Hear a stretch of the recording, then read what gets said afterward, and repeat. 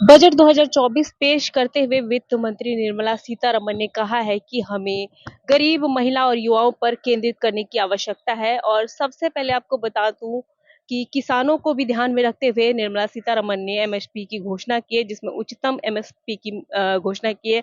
गरीब कल्याण अन्न योजना को 5 साल तक बढ़ाया है, जिससे 80 करोड़ से अधिक लोगों को लाभ होगा। तो वहीं देश के 400 जिलों में डीपीआई का उपयोग करते हुए खरीफ फसलों को डिजिटल सर्वेक्षण देने की मांग की है। तो वहीं जो आदिवासी समूह है, जनजातीय समुदाय है, उनकी सामाजिक आर्थिक स्थिति में सुधार लाने के लिए भी प्रधानमंत्री जनजातीय उन्नत ग्राम अभियान की शुरुआत की जाएगी। इस योजना में 63 गांव जो है उसमें 5 करोड़ से अधिक जनजातीय लोग लाभान्वित होंगे। पीएम आवास योजना जो है शहरी 2.0 के तहत 10 लाख करोड़ का निवेश किया जाएगा। और साथ ही वित्त मंत्री ने करदाताओं यानी टैक्स की मांग को पूरा किया है। वित्त मंत्री ने नई टैक्स व्यवस्था में बदलाव की घोषणा की है। स्टैंडर्ड डिडक्शन जो है 50,000 रुपए से बढ़ाकर 75,000 रुपए करने का प्रस्ताव।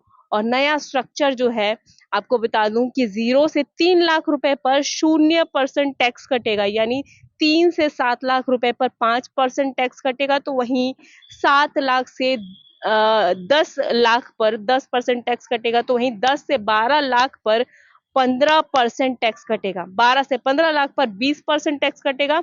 तो 15 और उससे अधिक जितनी भी राशि होगी उस पर 30% नई कर व्यवस्था यानी टैक्स व्यवस्था जो है कर्मचारियों के लिए इनकम टैक्स में कहीं ना कहीं 17,500 यानी 17,500 रुपए तक की टैक्स में बचत होगी।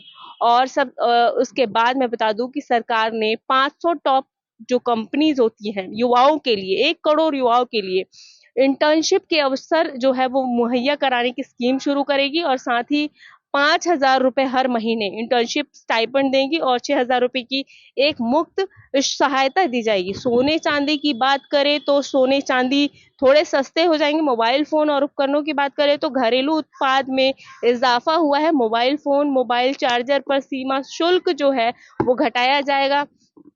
कैंसर के मरीजों के लिए 3 और दवाओं को पूरी तरह सीमा शुल्क से मुक्त कर दिया है। वहीं बिजली की बात करें तो प्रधानमंत्री मोदी सूर्य घर मुफ्त बिजली योजना की शुरुआत की गई है, जिसके तहत जो है छतों पर सोलर पैनल लगाए जाएंगे और जिसके तहत 1 करोड़ परिवारों को हर महीने 300 यूनिट तक निःशुल्क बिजली मिल सकेगी।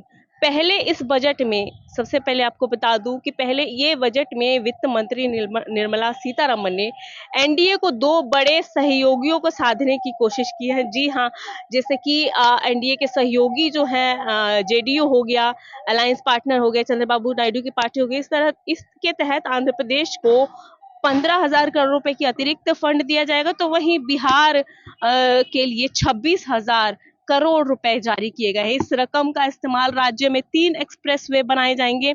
इसके अलावा कुछ और इंफ्रास्ट्रक्चर भी तैयार होगा।